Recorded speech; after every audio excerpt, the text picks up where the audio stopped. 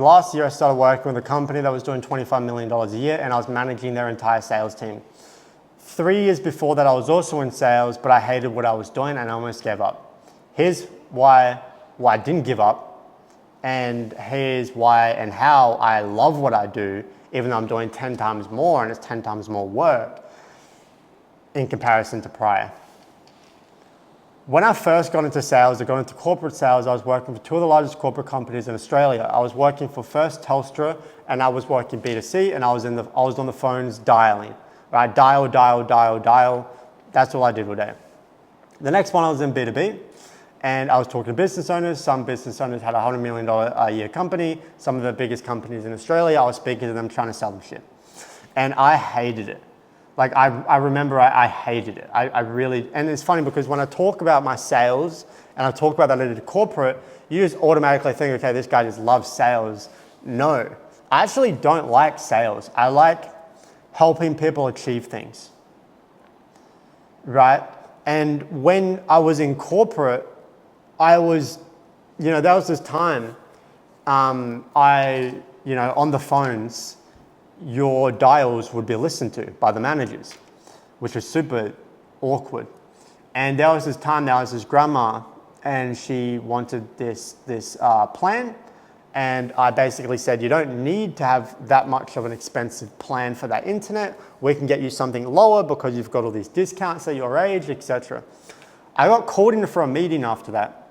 And I was told, one, you're stupid. Like, you're stupid for doing that. You should have pitched higher.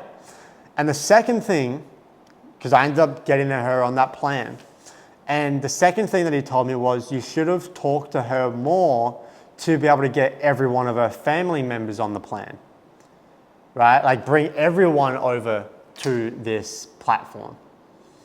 And I'm thinking, this is like an 85-year-old woman that can barely speak. I don't even know how she's on the phone. She's using a landline. And you want me to pitch her some program, some plan that she won't even use 95% of because she doesn't need it. But you want me to do it anyway because you want to make more money. I hated sales.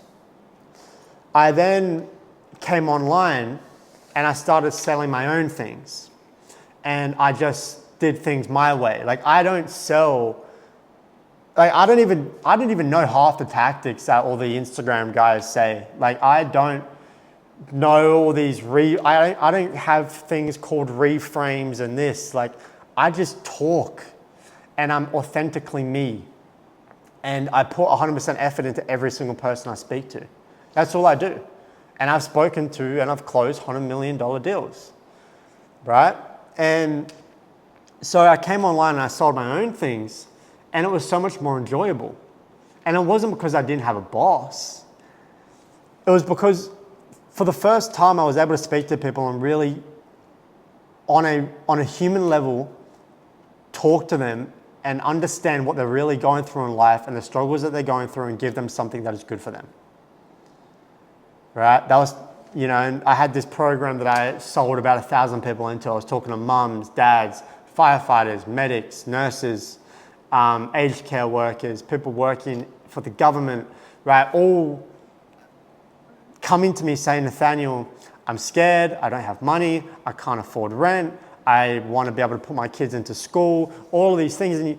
And you just, you talk to people for the first time. And then I moved out of that business and I did a couple other businesses, and then I got into sales training. And I was, for the first time, teaching how to do it the way that I do it. And the cool part is that it wasn't a script or a framework. It was actually telling people to remove that wall, the barrier of it needs to be done a certain way, and just be yourself. Obviously, there's things such as, using pauses and communicating, and there are, things that make you better. But the surface level thing is just connecting with someone that you're talking to and having a genuine conversation.